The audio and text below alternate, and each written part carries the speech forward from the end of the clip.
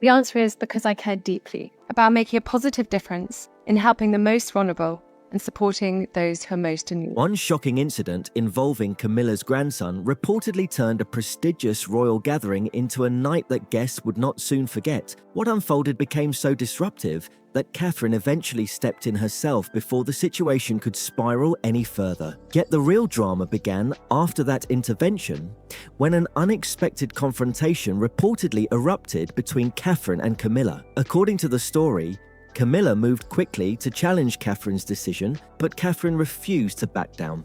Witnesses claimed she stood firm and answered with a level of honesty that left little room for argument. The tension between the two women allegedly became one of the most talked about moments connected to the event. The setting was St. George's Hall inside Windsor Castle, one of the most historic rooms associated with the monarchy. For generations, world leaders, monarchs, and distinguished guests have gathered there for major occasions. The room carries immense symbolic importance, and every guest is expected to conduct themselves with dignity and respect. Freddie Parker Bowles attended the event because of his connection to Queen Camilla's family. With that invitation came an unspoken responsibility: remain respectful, follow protocol, and never become the focus of attention. According to accounts of the evening, that expectation quickly disappeared. Reports suggest that concerns began when Freddie allegedly started consuming alcohol in a very noticeable way. Rather than keeping a low profile, he reportedly behaved with increasing confidence as the meal progressed. Guests nearby allegedly noticed his volume rising throughout the evening, drawing attention away from the formal occasion itself. People seated close to him reportedly exchanged uncomfortable glances as staff members quietly observed the situation. Palace staff are trained to remain professional regardless of circumstances, but questions were allegedly beginning to circulate. Observers reportedly wondered who was responsible for monitoring the situation and why no one had stepped in sooner. The situation reportedly escalated further when Freddie allegedly directed criticism towards serving staff. State banquet employees work under enormous pressure while maintaining exceptional professionalism. According to the account, one staff member approached to clear a plate, only to receive comments that many considered disrespectful and unnecessary. Witnesses claimed the remarks were delivered with unusual confidence, creating an uncomfortable atmosphere around the table. Nearby guests reportedly heard the exchange and reacted with visible discomfort. The staff member, however, continued working professionally without creating a scene. As if that were not enough, another alleged breach of protocol soon followed. Freddie reportedly took out his phone during the banquet. In highly formal royal settings, mobile phones are generally considered inappropriate because of security concerns, privacy expectations, and strict etiquette standards. According to the account, he did more than simply check the device. He allegedly began filming portions of the room, capturing areas where diplomats, ambassadors, and members of the royal family were present. Security personnel reportedly noticed immediately and moved to address the issue. The reaction from those in attendance was said to be one of growing concern. What began as isolated incidents allegedly developed into a broader feeling that the evening was moving toward a serious disruption. Guests reportedly sensed that intervention was becoming unavoidable. By this stage, Catherine had reportedly already received warnings from staff members. The first concern was allegedly communicated before dinner during the reception. Rather than acting immediately, she reportedly chose to observe and hope the situation would improve on its own. A second warning allegedly arrived less than an hour into the banquet. At that point, according to the story, Catherine had seen enough. Rather than reacting emotionally, she reportedly made a deliberate decision. She stood from her seat and began walking across the hall with a clear purpose. That action alone reportedly attracted attention because formal state banquets operate according to carefully structured procedures. Guests generally remain seated once service begins. Catherine's decision to move across the room therefore signaled to many observers that something serious was taking place. Those present allegedly sensed a shift in the atmosphere as she approached. What they believed they were witnessing was not simply a young guest behaving poorly, but a situation that had been building for some time behind palace walls. According to the account, concerns regarding Freddie's behavior had surfaced previously. Months earlier, an incident allegedly occurred during a private event at Clarence's house. Freddie attended as a family guest, and a junior staff member was assigned to serve the table where he was seated. The story claims that when service did not move as quickly as Freddie expected, he responded with comments that shocked those nearby. Witnesses allegedly reported hearing remarks suggesting that staff existed solely to serve guests and that anyone unable to meet those expectations did not belong in such an environment. The employee reportedly completed the evening without responding publicly.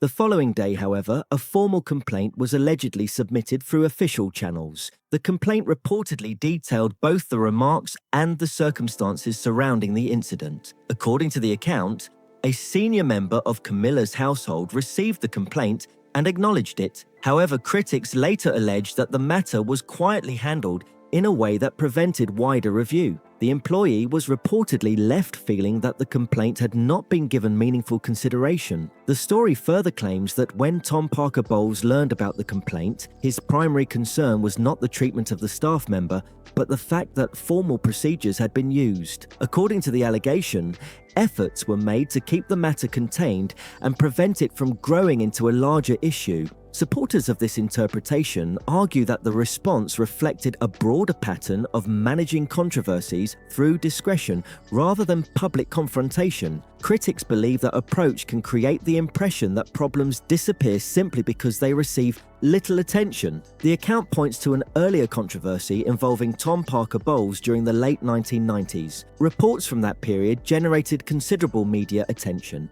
and placed additional pressure on Camilla during a time when she was already facing intense public scrutiny connected to royal family controversies. According to commentators who referenced that episode, the situation was eventually absorbed by the news cycle, and life moved forward without long-term consequences. For some observers, that outcome reinforced a belief that remaining quiet and limiting public discussion could often reduce the impact of damaging stories. Whether that interpretation is fair remains a matter of opinion. However, critics argue that such experiences can encourage the belief that controversy fades if handled discreetly enough. In their view, that mindset became deeply rooted over time, creating confidence that public attention would eventually move elsewhere and allow difficult situations to disappear into the background. Tom had long operated under the assumption that silence and careful containment would always protect the family, a belief shaped by decades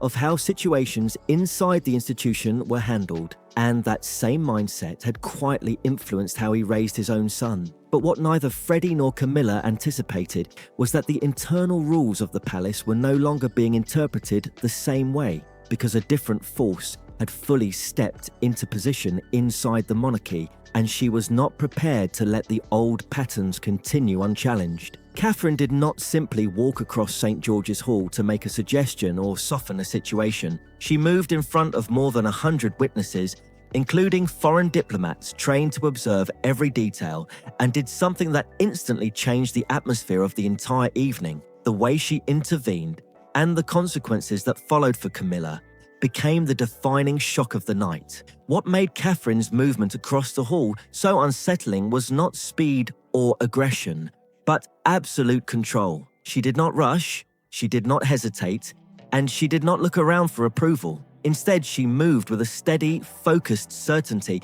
that made everyone watching immediately understand this was already decided in her mind. Staff members noticed it first. Then guests followed. The entire room seemed to register the same realization at the same time. Catherine was heading directly toward Freddie, and whatever was about to happen had already been finalized internally. There was no uncertainty left in her approach, only execution. When she reached him, Catherine spoke in a quiet, firm tone that carried enough authority to cut through the noise of the banquet without raising her voice. She instructed Freddie to leave immediately, through a side exit, and to do it without drawing attention, making it clear there would be no discussion or delay allowed. Freddie was given no opportunity to argue, explain, or negotiate his position. There was no space for excuses, no opening for interruption, and no attempt at compromise. Catherine had already reached her conclusion, and everything that followed was simply the consequence of that decision. Security and staff quickly guided Freddie away from the main hall through a discreet exit.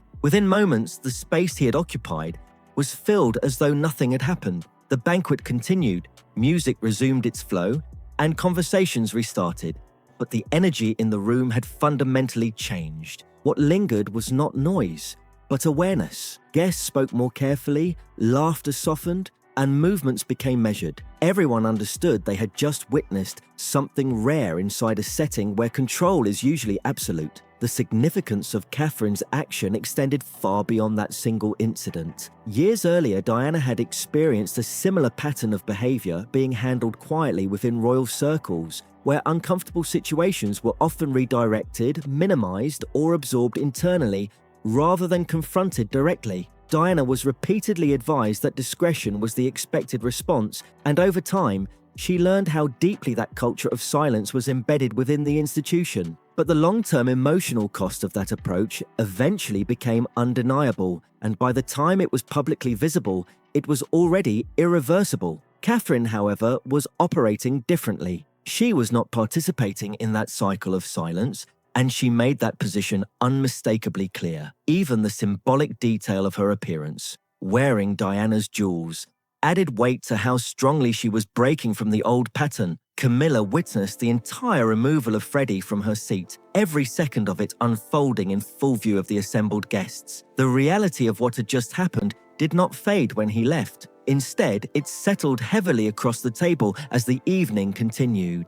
For Camilla, the impact went beyond embarrassment. It struck at something far deeper. Years of effort spent rebuilding her public standing and securing her position within the monarchy, now overshadowed in a single moment, witnessed by diplomats whose reports would travel far beyond the palace walls. Her grandson had not only disrupted a formal event, but had done so in a way that directly collided with the very institution she had spent decades trying to stabilize her place within. The contrast between her long struggle for acceptance and the public nature of that disruption made the situation even more damaging. Yet Camilla did not remain silent. Once the guests had finally departed and the formal structure of the evening dissolved, she confronted Catherine directly. What followed was not restrained or measured, but sharp, immediate, and emotionally charged. Camilla's argument centered on procedure and tradition. She insisted that the situation should have been managed privately, away from public attention, arguing that discretion would have prevented unnecessary damage. In her view, removing Freddie in front of so many witnesses had created a larger issue than the behavior itself. She maintained that a quiet intervention, handled internally, would have preserved stability and avoided turning the incident into a visible disruption. That approach, she argued, had always been how the institution maintained control over difficult moments. Catherine listened without interruption. She did not respond immediately, nor did she attempt to cut Camilla off. Instead, she allowed every point to land before responding with a precision that shifted the entire direction of the confrontation. Catherine revealed that Freddie's behavior had already been formally reported months earlier by a member of staff at Clarence House, who had followed proper procedure and submitted an official complaint in good faith, expecting it to be taken seriously and addressed appropriately. She stated that the complaint had been acknowledged, but then quietly contained within internal channels, preventing it from reaching those responsible for taking corrective action. According to Catherine, this failure meant the issue was never properly addressed at its source. She continued by explaining that Camilla had been aware of the earlier incident and had chosen not to escalate it in a way that would have ensured accountability. Instead, the matter had been managed internally in a way that avoided consequences for Freddie. Catherine made the connection explicit because no corrective action had followed. Freddie had entered St. George's Hall already conditioned by a pattern where his behavior faced no real consequence, leading directly to the events of that evening. Then she delivered the core of her response with absolute clarity. If proper action had been taken earlier, the confrontation in the hall would never have occurred at all. Catherine further stated that this pattern could not continue, where internal protection replaced accountability, because every time an issue was absorbed quietly, it did not disappear but instead resurfaced in a more damaging and public form. She emphasized that the staff member involved had done everything correctly by following procedure, but the system itself had failed by preventing the complaint from being properly addressed at the appropriate level. Camilla did not respond. The weight of what had been said left her without immediate counter-argument. The confrontation exposed not just a single decision, but a chain of choices that stretched back months. Every element was now connected: the complaint, the silence, the invitation, and the behavior at the banquet. Catherine had laid it out as a continuous sequence with no gaps in responsibility. When William entered the discussion, his position was immediate and unambiguous. He supported Catherine fully and stated that her actions were correct and necessary, bringing the conversation to a firm and final conclusion. His stance was shaped by long experience and personal history, and he made it clear there would be no reversal or further debate on the matter. The decision stood as it was. Camilla was left with no further avenue of response. The system she had relied on to manage internal issues was no longer being applied in the same way, and the authority within the room had shifted decisively. As the night ended and the palace began its process of controlling what information would remain internal, the consequences of that evening were already spreading beyond the walls of Windsor. After the banquet ended, press contacts went silent, official channels shut down, and internal communications closed ranks as the institution did what it always does in moments like this: fast, controlled, and without any public explanation whatsoever. But this time, the system did not fully hold. Something slipped through before containment could lock everything down. And once that happened, it could not be pulled back in the usual way. The palace simply had not moved fast enough. For the first time in a long stretch of tightly managed crises, the story had already escaped into public awareness before official framing could take control of it. What had been seen and repeated among witnesses was now circulating in a way that could not be erased quietly. No amount of silence from Buckingham Palace could undo what had already formed in public perception. Statements could be withheld, doors could close, but the narrative had already taken shape outside institutional control. Within hours of the banquet, Camilla's household reportedly reached out to several senior royal correspondents in the British press, attempting to shape the earliest version of events before it hardened into something more difficult to manage. These communications were framed as off-the-record background briefings, carefully worded and deliberately unattributed, aimed at reducing attention rather than escalating it. The message stayed consistent. The incident had been minor, handled quickly, and any suggestion of a serious confrontation within the royal family was being heavily exaggerated. Out of the journalists contacted, 2 chose not to publish, while the 3rd quietly logged the approach and remained silent. Even without publication, their reaction revealed something important about urgency and intent. In journalism, rapid coordinated contact from a single household is rarely used for trivial matters, and that urgency itself became part of how the situation was interpreted. The effort to contain the story effectively confirmed, in the minds of those involved, that there was something significant underneath it. But even strong press control has limits, and there were spaces the palace communications network could not reach. One of those was the diplomatic community present at the banquet, where reporting duties operate independently from royal influence. Foreign diplomatic staff were required to file internal reports for their own governments, documenting official engagements and anything relevant to their duties. Those reports exist entirely outside palace authority and are never shared with it. Reports from at least 2 diplomatic missions reportedly reference the evening in formal written form. One account, described by a source familiar with its contents, noted a young male guest connected to the royal family whose conduct was considered incompatible with the dignity of the occasion, particularly in how serving staff were treated in front of senior international representatives. Once such language enters a diplomatic archive, it becomes a permanent institutional record. It cannot be withdrawn, softened, or rewritten through later clarification, and it remains available for future disclosure through official or legal processes. The British Foreign Office was reportedly informed within days that such documentation existed, prompting contact with palace officials. The palace response maintained that the matter had already been handled internally without addressing the substance of the diplomatic reports. Internal Foreign Office notes reportedly recorded that this response did not engage with what foreign missions had actually documented. Those reports remain stored in external archives, entirely beyond palace control. Catherine, according to those close to the situation, understood from the beginning that press silence would come quickly, regardless of outside reaction. Her focus was never media pressure, but what had already happened inside the room itself. For her, the key point was not whether newspapers would publish it, but that everyone present understood exactly what had happened and who had taken responsibility when it mattered most. At the same time, the wider context around the monarchy was already shifting, with King Charles's age and health becoming an increasingly visible subject of public discussion. With succession no longer distant but increasingly immediate, every action by senior figures carried greater weight and scrutiny than before. Against that backdrop, Catherine's intervention at the banquet stood out sharply. In a room full of diplomats and senior guests, she acted decisively in a moment that would later be recorded in memory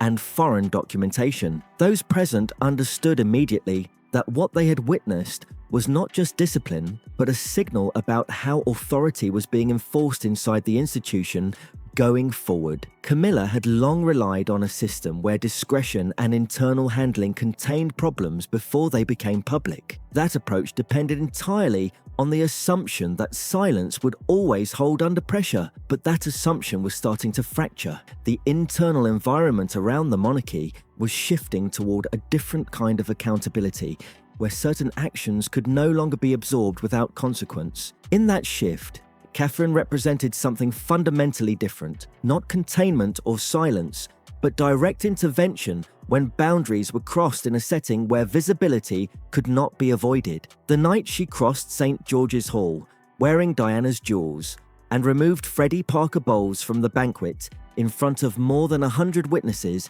became the moment that crystallized that change for everyone in the room. It was not only the act itself, but what it signaled about how the institution was beginning to enforce its standards under pressure. From that point forward, the atmosphere was no longer the same, and those who witnessed it understood they had seen something irreversible take place. The old era of quiet absorption was no longer guaranteed to hold, and Camilla found herself inside a system where previous methods no longer produced the same results. And as the night finally settled into silence, one truth remained clear to everyone who was there. The balance had already shifted, and it was not shifting back. Comment and subscribe.